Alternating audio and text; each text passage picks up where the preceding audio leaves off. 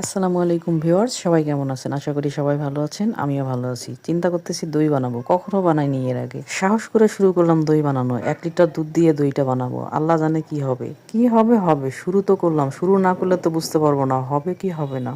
আমি কিন্তু দইটা মিষ্টি বানাবো। এইজন্য শুরুতেই আমি ক্যারামেল তৈরি করতেছি। ক্যারামেল তৈরির জন্য প্রথমে আমি প্যানে কিছু চিনি দিয়ে দিয়েছি। তার মধ্যে সামান্য একটু পানি দিয়ে নাড়াচাড়া করা শুরু করি। এই সময় চুলার আঁচটা খুব লো আঁচে রেখে ক্যারামেলটা তৈরি করে নিতে হবে।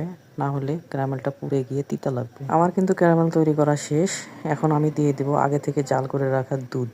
আমি কিন্তু শুরুতে ১ লিটার দুধ নিয়েছিলাম। জাল করতে করতে অনেকটাই কমিয়ে ফেলেছি। ক্যারামেল যাতে নিচে লেগে না থাকে এই জন্য খুব সুন্দর করে নেড়েচেড়ে দুধের সঙ্গে মিশিয়ে নিব। আমি দইটা মিষ্টি বানানোর জন্য পরিমাণ মতো চিনি দিয়ে দিয়েছি। আপনারা বেশি পরিমাণ মিষ্টি খেতে চাইলে বেশি চিনি দিবেন। আর যদি সামান্য মিষ্টি খেতে চান তাহলে কম পরিমাণে চিনি দিয়ে দিবেন। চিনি দেওয়ার পরে কিন্তু অনেকক্ষণ জাল দিয়ে নিবেন, কারণ চিনির পানিটা ছেড়ে দিলে ওই পানি সহ দই কিন্তু কখনোই জমবে না। ভালো করে জাল দিয়ে নিতে হবে।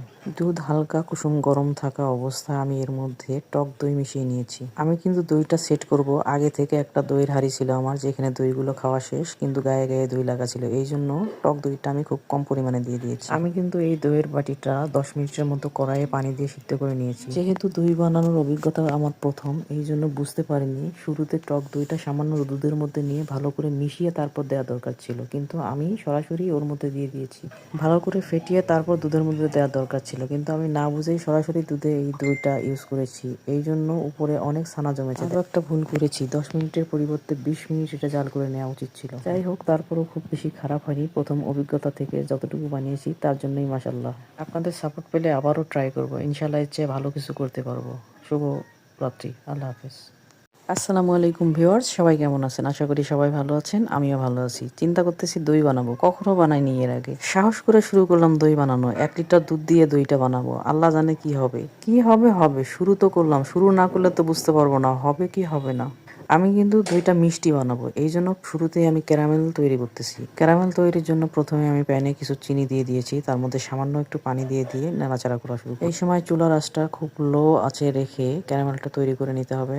না হলে ক্যারামেলটা পুড়ে গিয়ে তিতা লাগবে। আমার কিন্তু ক্যারামেল তৈরি করা শেষ। এখন আমি দিয়ে দেব আগে থেকে জাল করে রাখা দুধ।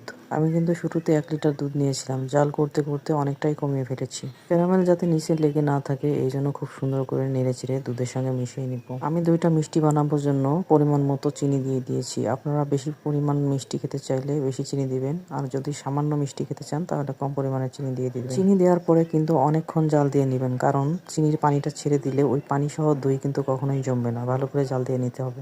দুধ হালকা কুসুম গরম থাকা অবস্থায় আমি এর মধ্যে টক দই মিশিয়ে নিয়েছি। আমি কিন্তু দইটা সেট করব।